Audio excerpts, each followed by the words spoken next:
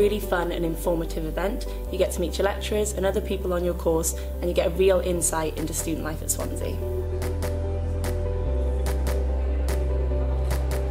I came to both the open day and the visit day. I'm definitely glad I came back because I went away and thought, no, I'm 100% I want to come to Swansea University. This is the opportunity for you to decide, I can be here. You know, this is the culture I can work with. When I came into one of the visit days, I had the opportunity to talk to some of the student ambassadors, and this was good because it wasn't just kind of an academic point of view.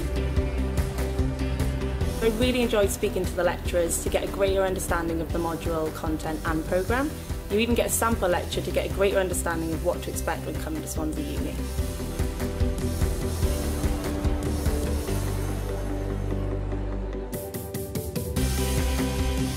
You'll also learn about our focus on employability and career prospects.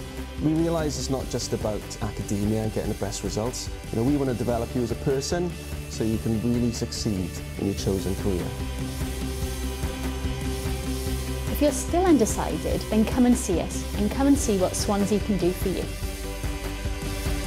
We really can't wait to see you in Swansea.